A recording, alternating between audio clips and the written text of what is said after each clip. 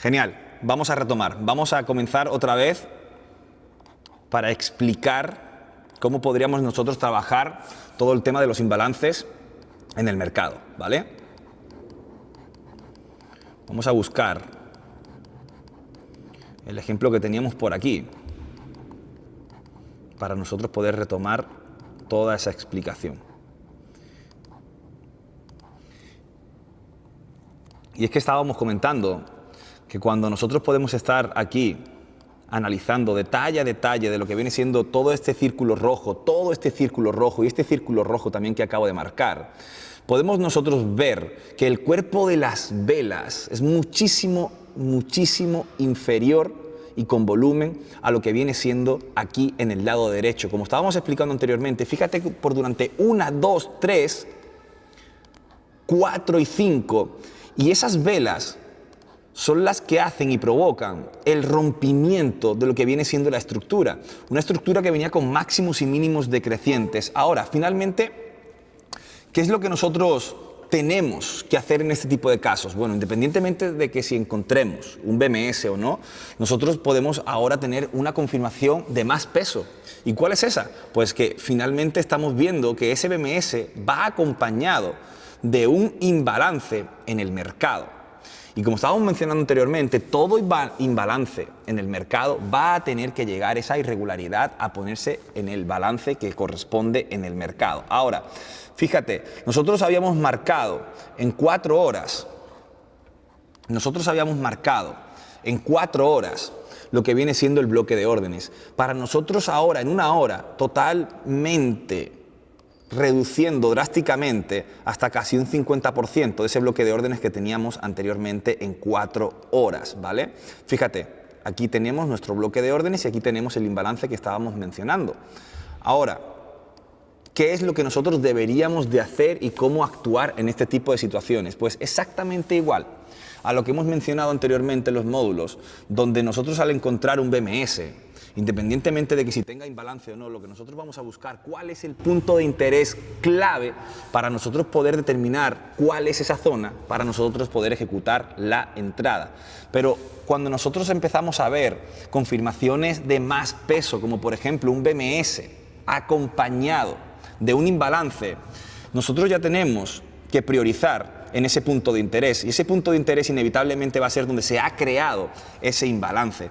Vamos entonces a ir quitando esto por aquí y esto por aquí, porque si vamos también refrescando la memoria, estuvimos hablando y mencionando que cuando nosotros veamos un movimiento que puede provocar ese BMS, podemos estar viendo 2 tipos de bloques de órdenes que nosotros podemos tener como referencia, y es donde se origina el movimiento y donde se crea el decisional, donde se ve esa pequeña corrección en ese fractal. Si nosotros empezamos, vamos a darle un poquito de velocidad a esto. Fíjate cómo nosotros podemos ver esa creación del decisional. Y fíjate cómo empezamos a ver ese sacrificio de capital, el cual estábamos mencionando en módulos anteriores. Pero fíjate, cuando nosotros vemos que aquí se origina el movimiento y que aquí, en este punto, lo que hace es crear ese decisional, fíjate cómo nosotros ponemos ese pequeño tip que nosotros estuvimos compartiendo el día de ayer, creo, en los módulos anteriores. Y es que, mira, vengo por aquí y vengo por aquí. Y al ponerlo al lado, puedo ver claramente de que el original tiene muchísimo más volumen e inyección de liquidez que el decisional. Pero no solamente eso, si es que aquí la idea, cuando nosotros vamos a incorporarnos en una nueva posición en el mercado, es intentar de poner en la lista las mayores confirmaciones posibles para nosotros poder entrar muchísimo más tranquilos en el mercado. Y es que ya tenemos la primera confirmación en la lista y es el BMS. La segunda confirmación es que hemos comparado el fractal de lo que viene siendo del original y del decisional y podemos ver que el original es muchísimo más extenso. Donde la tercera confirmación viene acompañado, ese original, de lo que viene siendo el imbalance que estábamos mencionando anteriormente. Tenemos 3 confirmaciones de peso que son bastante importantes para nosotros poder determinar una toma de decisiones. Ahora, olvidamos por completo ese decisional y nos encerramos por completo en este bloque de órdenes. No prestamos atención en ninguna otra zona, porque ya sabemos entonces que aquí tenemos esa etapa número 1. Aquí comenzaríamos a ver ese sacrificio de capital y lo que empezaríamos a ver luego finalmente en este apoyo que estaríamos esperando en este bloque de órdenes sería ¿el qué? Sería la etapa número 2, que ya sabemos que es muchísimo más extensa a lo que viene siendo la etapa número 1. Fíjate todo lo que hemos tenido que armar para nosotros poder estar tranquilos y no solamente tranquilos a la hora de entrar en el mercado, sino saber cuál es el punto de interés correcto para que nuestra posición no vaya a pérdidas. Entonces, hemos reducido de 4 horas a 1 hora y este ya sería el bloque de órdenes que nosotros teníamos como referencia para nosotros poder ejecutar la entrada. Ahora vamos a esperar a que el mercado comience su trabajo. Vamos a ir esperando.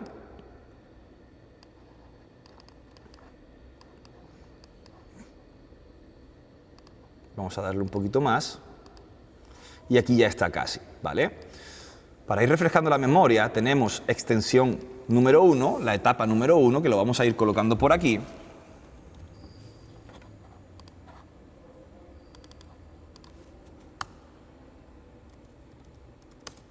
Vamos a colocarlo por aquí.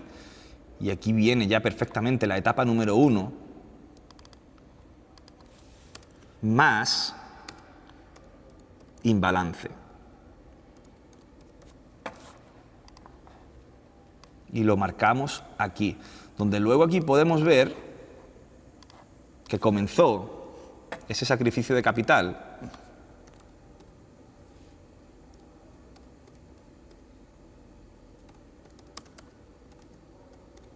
Y también lo marcamos. Vamos a ponerle aquí.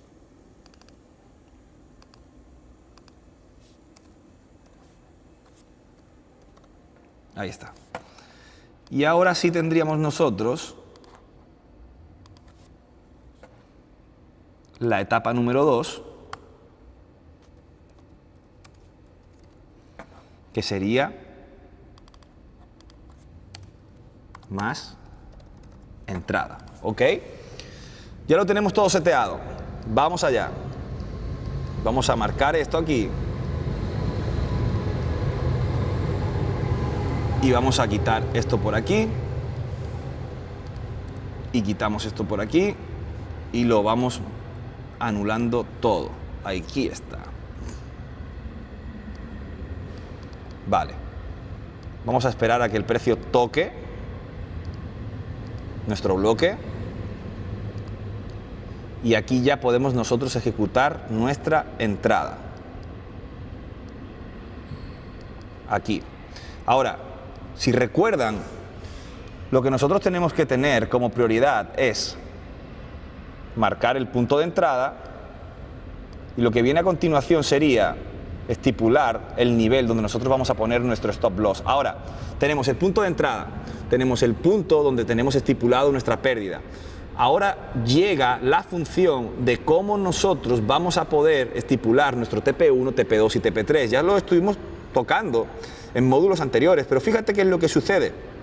Y es que al igual que hemos localizado un imbalance para nosotros poder ejecutar una entrada, fíjate cómo nosotros aquí podemos ver que hay otro imbalance en el mercado y es ahí donde nosotros podemos también poner la mirada para nosotros finalizar lo que viene siendo esa posición. Ahora, es algo muy importante que tienen que tener noción y es que no quiere decir que cuando veamos un imbalance en el mercado, inevitablemente o vamos a ver una reacción negativa o positiva. No. Lo que viene siendo es que si aquí hubo una irregularidad en el mercado y esa inyección de capital lo que hace es alejar por completo el precio de esos niveles de cotización y empezamos a cotizar muchísimo más arriba con un precio totalmente loco y disparado, sí, el precio tiene que llegar a cubrir ese imbalance y dejar un mercado balanceado, pero eso no implica que siempre veamos lo que es o una reacción positiva o una reacción negativa. Para que un mercado quede balanceado puede haber dos funciones. La función número 1 es la que estamos ahora ejecutando, que sería una entrada, llega al mismo nivel de cotización y el mercado queda balanceado. El segundo, lo que estaríamos viendo es de que el precio puede llegar a hacer así y romper por completo el nivel de cotización. Independientemente de que haya o no una reacción, el precio ha llegado a ese nivel de cotización. Entonces, cuando nosotros vemos que el precio sí llega a ese nivel de cotización, ya ha quedado balanceado. Así haya habido un quiebre o no. Necesito que entiendan ese concepto, porque el balancear un mercado y que después de ese imbalance venga y se quede balanceado y ya toda esa irregularidad haya quedado olvidada, eso no implica que nosotros veamos el mismo nivel de cotización y una reacción positiva o negativa. Necesito que entiendan eso. Ahora, una vez que nosotros vamos a poder ejecutar esa entrada, fíjate cómo este imbalance nosotros lo podemos también marcar como para lo que viene siendo nuestro punto de salida. ¿Y por qué aquí hay un imbalance? Bueno, pues fíjate cómo nosotros podemos ver que aquí hay un poco de acumulación. Fíjate el cuerpo de estas velas. Fíjate aquí cómo también vemos una acumulación. Fíjate el cuerpo de estas velas. Fíjate aquí el volumen de estas velas y fíjate el volumen de esas velas. ¿Qué sucede en este momento cuando esta vela de color negro se ha creado? Pues fíjate, por durante 1, 2, 3, 4, 5, 6, 7, 8 velas de temporalidades de 1 hora, todas son totalmente negativas. Y fíjate el volumen, que es totalmente diferente a lo que vemos aquí en estos círculos que acabo de marcar yo aquí y que acabo de marcar yo aquí. ¿Ok? Entonces, nuestra prioridad es ir entrenando el ojo para ver dónde podemos ver esa pequeña acumulación de liquidez y donde el precio luego finalmente lo que hace es salir o por ese techo institucional o por ese suelo institucional. Pero lo que realmente necesitamos de localizar es el cuerpo de esas velas, si es totalmente diferente y con mayor volumen a lo que veíamos, por ejemplo, aquí en estos dos ejemplos. ¿Ok? Ahora, nosotros podemos marcar este imbalance para lo que viene siendo finalizar nuestra posición. Tendríamos 350 puntos de recompensa y tendríamos nada más y nada menos que 26 puntos de stop loss en lo que viene siendo la pérdida que estaríamos asumiendo. Ahora, estuvimos tocando en módulos anteriores, porque ya vamos a ir cada vez avanzando más. Estuvimos tocando en módulos anteriores que cada máximo y cada mínimo tenía liquidez previa, o por arriba o por abajo. Yo necesito que cuando nosotros tengamos en la mira un punto de interés como probablemente este que tenemos aquí, independientemente de que aquí lo que hayamos encontrado sea un imbalance, y vamos a marcarlo aquí y con la flecha aquí. Aunque nosotros hayamos encontrado un imbalance aquí, ¿vale? Yo quiero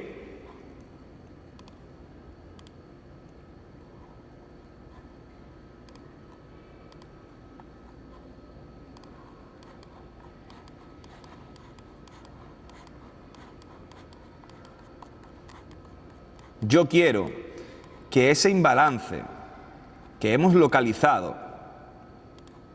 lo que hagamos a partir del día de hoy es que esos puntos de interés los vamos a llamar liquidity pool. ¿Por qué? Porque ahí hay una piscina de liquidez. Fíjate toda la liquidez que hay aquí. Te la voy a marcar para que la puedas ver. Fíjate toda esa liquidez que hay ahí, toda esa acumulación. Y es que luego finalmente aquí, el nombre te lo dice, piscina de liquidez. Y eso es lo que estábamos mencionando en módulos anteriores, de que todas estas grandes instituciones saben finalmente dónde tiene el retail ese stop loss, porque ellos sabemos que no utilizan stop loss. ¿Por qué? Porque luego finalmente ellos tienen un grandísimo capital y se pueden permitir el lujo de no poner stop loss, porque su capital finalmente va a poder mover el mercado o el activo en la dirección que ellos quieran y no les va a perjudicar para nada, ni lo más mínimo, el no usarlos. Nosotros sí, porque nosotros sí no tenemos un capital tan grande y tan extenso como el que pueden llegar a tener ellos. Ahora, esa piscina de liquidez, nosotros lo que podemos ver es que finalmente el precio puede llegar a hacer una reacción o negativa o positiva, pero lo que también podemos ver en este tipo de zonas es que se puede marcar. Vamos a ir poniéndolo por aquí y podemos ver esto. Y nosotros lo que vamos a hacer en este tipo de zonas, si nosotros vemos esa toma de liquidez, lo que vamos a hacer, y a partir del día de hoy lo vamos a llamar, vamos a ponerlo por aquí, Liquidity RAM, ¿ok? Déjame que lo voy a poner por aquí para que lo puedan ir viendo.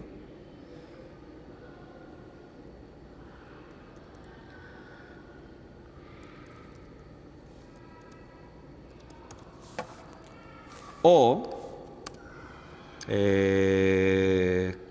lo vamos a marcar porque tiene dos nombres, aunque el nombre es lo de menos, pero también lo vamos a poder poner así para que lo puedan ver. ¿Ok? Aquí.